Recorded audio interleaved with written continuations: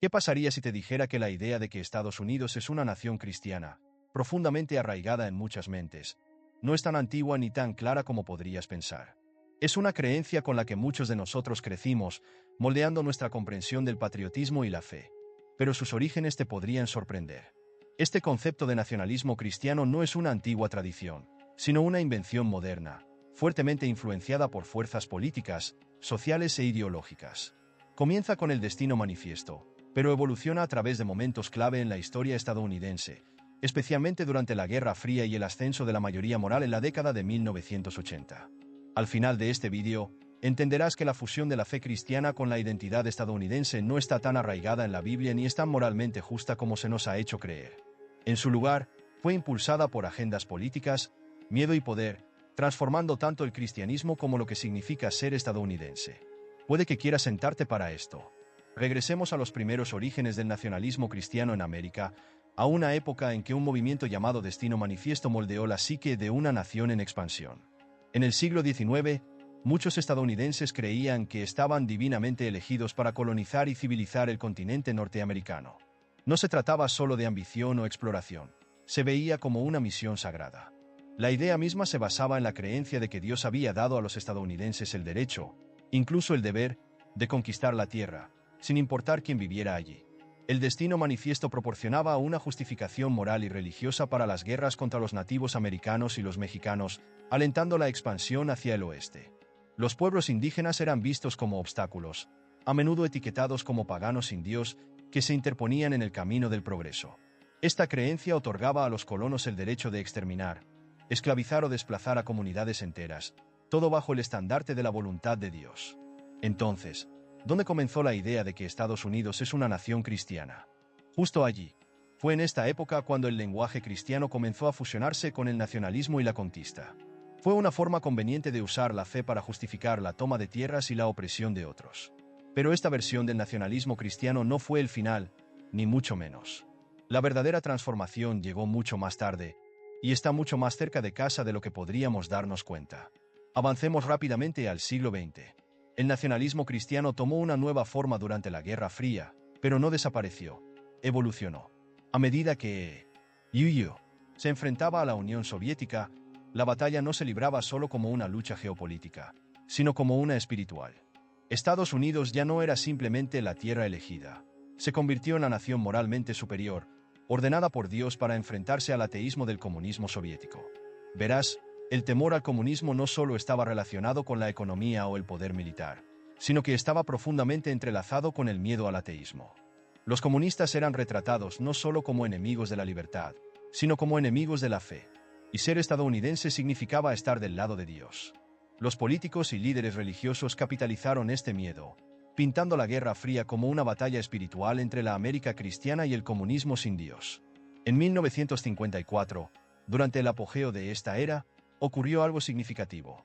El Congreso, impulsado por este nuevo fervor religioso, añadió las palabras "bajo Dios" al juramento de lealtad.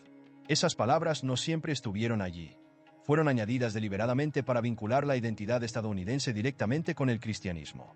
Fue un movimiento que entrelazó aún más el patriotismo estadounidense con la creencia cristiana. De repente, ser un verdadero estadounidense significaba ser cristiano y viceversa. Pero la historia no termina ahí.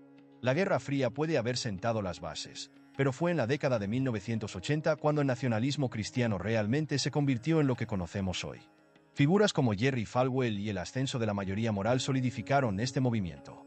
Falwell y otros reconocieron el poder de alinear el cristianismo evangélico con la política conservadora. Aprovecharon el miedo existente a los enemigos sin Dios, pero cambiaron el enfoque. Ya no era solo el enemigo comunista soviético, ahora era la agenda liberal dentro de los propios Estados Unidos. El nacionalismo cristiano ya no trataba de América contra el mundo sin Dios. Se convirtió en cristianos conservadores contra liberales sin Dios aquí mismo en casa. Este fue un cambio de juego. El cristianismo evangélico se convirtió en una fuerza política. La mayoría moral de Falwell impulsó políticas que alineaban la fe cristiana con los ideales conservadores, enmarcando cualquier desviación de esta visión como no solo antiamericana, sino impía. Reescribieron la historia para retratar a los padres fundadores como cristianos evangélicos, a pesar de que muchos eran deístas y racionalistas que eran escépticos de la doctrina cristiana tradicional. Y este es el contexto en el que muchos de nosotros crecimos. Durante décadas, ser un verdadero estadounidense significaba ser cristiano, y ser cristiano significaba ser un patriota conservador. Aquí es donde la narrativa se pone aún más interesante. Muchos de nosotros fuimos enseñados a creer que los padres fundadores eran cristianos devotos que construyeron una nación sobre principios explícitamente cristianos. Pero aquí está la realidad. Muchos de los fundadores de Estados Unidos no eran los evangelistas que imaginamos hoy. Figuras como Thomas Jefferson y Benjamin Franklin eran deístas. Creían en un Creador, pero eran muy escépticos de los milagros, la intervención divina y las doctrinas estrictas que caracterizan al cristianismo evangélico. George Washington rara vez mencionaba a Jesucristo en sus discursos o escritos, enfocándose más en la providencia, un término más alineado con el deísmo que con la ortodoxia cristiana. Los padres fundadores estaban influenciados por los ideales de la Ilustración que enfatizaban la razón y el individualismo. Querían crear un gobierno que permitiera la libertad de religión, no uno que impusiera el cristianismo como la fe nacional. Desconfiaban profundamente de la autoridad religiosa mezclada con la política, algo que habían visto causar grandes conflictos en Europa. Pero en manos del nacionalismo cristiano, esta historia fue reescrita. Los líderes conservadores del siglo XX comenzaron a presentar a los fundadores como evangelistas devotos, borrando las complejidades de sus creencias y utilizándolos como herramientas para promover la narrativa de que Estados Unidos es una nación cristiana. En este punto, el nacionalismo cristiano ha secuestrado no solo la identidad estadounidense, sino también la fe cristiana. El mensaje de Jesús, un mensaje de amor, humildad y servicio, ha sido distorsionado en un mensaje sobre poder, control y exclusión. El nacionalismo cristiano ha convertido al cristianismo en una herramienta para la dominación política, desviando el enfoque del crecimiento espiritual y la compasión hacia el patriotismo y la superioridad moral. Entonces, ¿dónde nos deja esto? El primer paso para avanzar es identificar el problema. El nacionalismo cristiano ha secuestrado tanto la fe como la identidad nacional. Ha hecho que el cristianismo se trate de poder en lugar de amor y que el patriotismo se trate de exclusión en lugar de libertad. Es hora de reclamar nuestra fe no como una herramienta de poder político, sino como un camino de crecimiento espiritual, amor y justicia. Es hora de vivir el verdadero mensaje del Evangelio. ¿Darás ese paso? Comparte tus pensamientos en los comentarios.